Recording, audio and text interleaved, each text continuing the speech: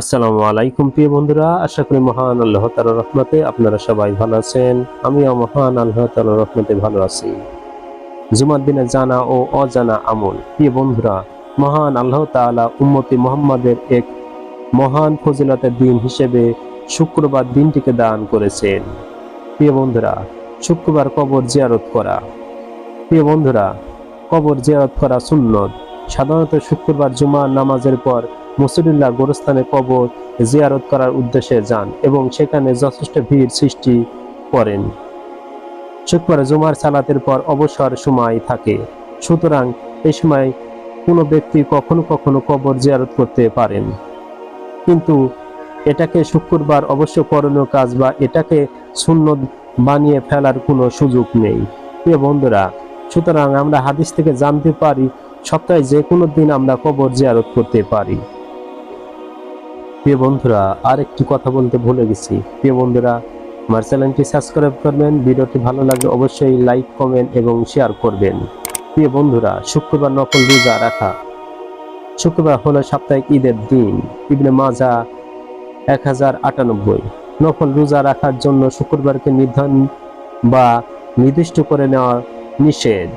তবে কেউ যদি বৃহস্পতিবার এবং শুক্রবার অথবা শনিবার রোজা রাখেন অথবা আইয়ামুল বেজর অর্থাৎ প্রত্যেক আরবি মাসের 13, 14, 15 তারিখে যদি রোজা পালন করেন আর সেটা করতে গিয়ে শুক্রবার পড়ে যায় তবে তা জায়েজ।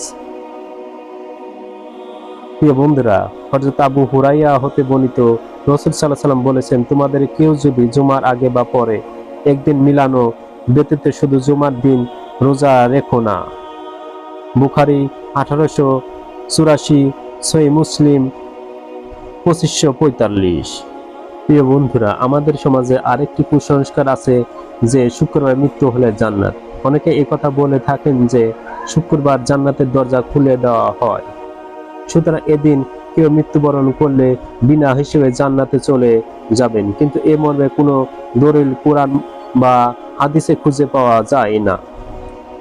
হযরত ওমর রাদিয়াল্লাহু আনহু হতে বর্ণিত, রাসূল সাল্লাল্লাহু আলাইহি ওয়াসাল্লাম বলেন, যে কোনো মুসলিম জুমার দিনে কিংবা জুমার রাতে মৃত্যুবরণ করবে, নিশ্চয়ই আল্লাহ তাআলা তাকে কবরের ফিতনা থেকে বাঁচিয়ে রাখবেন। তিরমিজি 1095, মিশকাত 1367। প্রিয় বন্ধুরা, আমাদের সমাজে আরেকটি কুসংস্কার তুমুলভাবে জড়িত জুমার পরে জোহরের সালাত। অনেকে এই কথা বলে থাকেন যে বাড়িতে মহিলাদের জোহরের সালাত জুমার পরে পড়তে হবে, যেহেতু মহিলাদের জন্য জুমার সালাত ওয়াজিব নয়, সুতরাং ওয়াক্ত হলেই তারা বাড়িতে জোহরের সালাত আদায় করতে পারেন। এজন্য তাদের জুমার খুতবা অথবা সালাত শেষ হওয়ার পর্যন্ত অপেক্ষা করার কোনো প্রয়োজন নেই।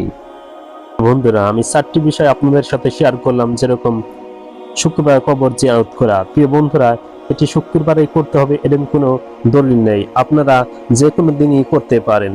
প্রিয় বন্ধুরা, এইগুলো সম্পূর্ণ হাদিসবিহীন কথা। প্রিয় বন্ধুরা, আরেকটি বিষয় আমি শেয়ার করলাম, শুক্রবার নফল রোজা রাখা। বন্ধুরা, এটা যে শুক্রবারই করতে হবে এটাও একটি কুসংস্কার এবং হাদিসবিহীন কথা। প্রিয় বন্ধুরা, আরেকটি বিষয়, 3 নম্বর বিষয় আমি আপনাদের সাথে শেয়ার করলাম, শুক্রবার মৃত্যুবরণ করে জান্নাত। প্রিয় বন্ধুরা, একটি কুসংস্কার এবং হাদিসবিহীন কথা। প্রিয় বন্ধুরা, আমি সর্বশেষ 4 নম্বর যে বিষয়টি আপনাদের সাথে শেয়ার করলাম, জুমার পরে জোহরের সালাত। প্রিয় বন্ধুরা, এটাও একটি কুসংস্কার এবং হাদিসবিহীন কথা। প্রিয় বন্ধুরা, মহান আল্লাহ তাআলা আমাদের প্রত্যেকটি আমল জেনে বুঝে করার তৌফিক দান করুন, আমিন। প্রিয় বন্ধুরা, ভিডিওটি ভালো লাগলে অবশ্যই লাইক করবেন এবং শেয়ার করবেন এবং আমার চ্যানেলটি সাবস্ক্রাইব করবেন এবং আমাকে এগিয়ে যেতে সাহায্য করবেন। আর প্রিয় বন্ধুরা, আপনারা সবাই গাজাবাসীর জন্য দোয়া করবেন এবং যে যেভাবে পারেন তাদেরকে সাহায্য এবং হেল্প করবেন। প্রিয় বন্ধুরা, আজ এ পর্যন্তই, আবারও কোনো একটি বিষয় নিয়ে কথা হবে ইনশাআল্লাহ। আল্লাহ হাফেজ।